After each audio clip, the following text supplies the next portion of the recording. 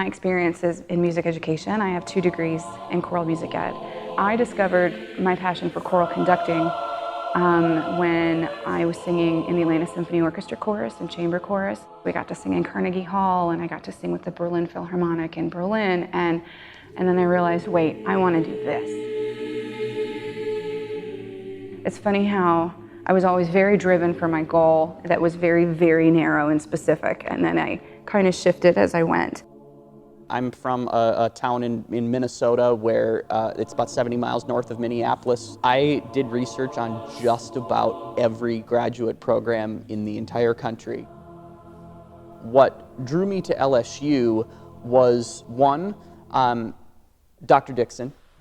Being in Atlanta, I knew about him because of his Choral Vocati group. It was very important to me that if I was going to pack up my family and move us somewhere, that I be somewhere where I felt like my professor was on my side. A lot of places don't really have any reason to take me seriously just because I decided after 3 years of teaching high school that I wanted to go back to graduate school. Dr. Dixon did. If I was not a musician, I would still be a teacher.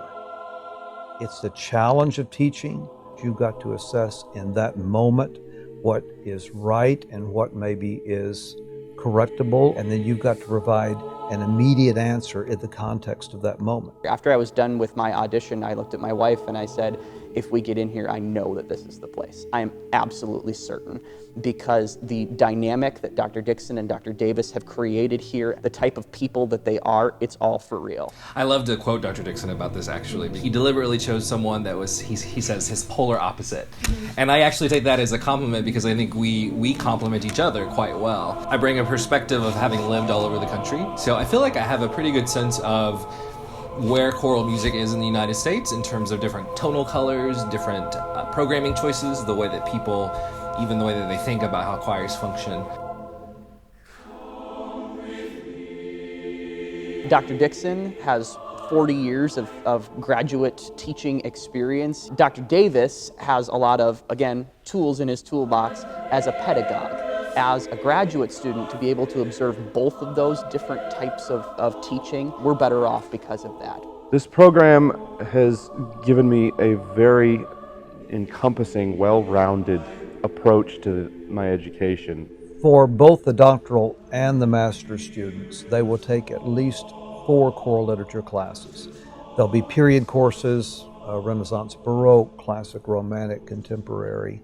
In these classes, they will do score study, they will do research for literature, historical performance practice, and they will do a lot of actual conducting with a graduate string quartet at any class that I want. So it's not just pretending that we hear violins or imagine what this articulation would be. We actually get to practice it and get real-time auditory feedback. Not unique but rare would be the fact that I teach applied conducting for both the masters and the doctoral students, meaning one-on-one lessons.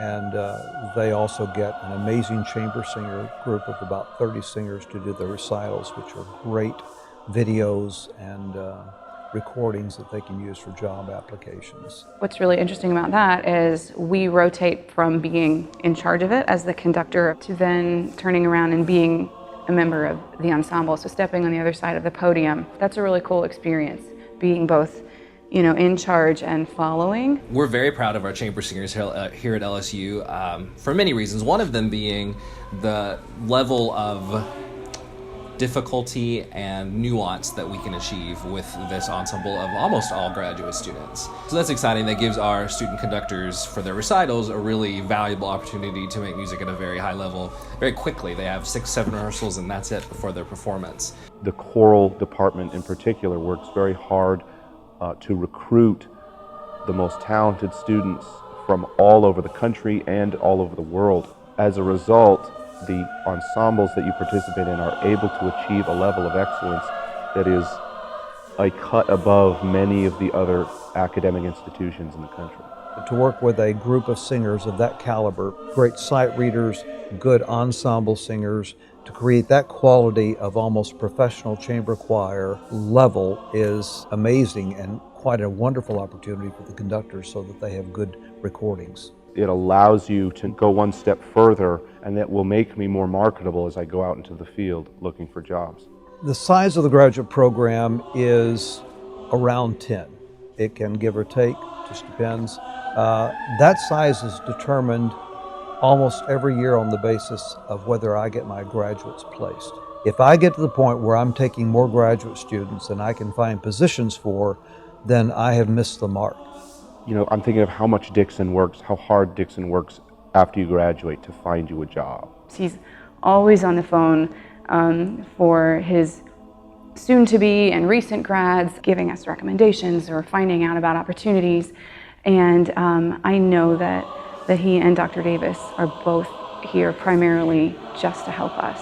I select graduate students not just because of their musicianship or conducting, but that third area, which is really a question.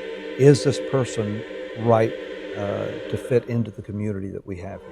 The strength of the program is not only in our curriculum and our faculty, but the fact that if you come in here as a graduate student, you will learn as much from the community of other graduate conductors as you do from your mentor.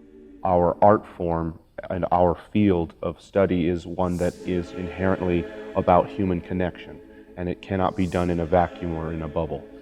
So to have a university and a music program that understands the community aspect of what we do, and not only understands it but fosters and supports that, is something that was a top priority when I looked for schools, and that was why LSU was my top choice.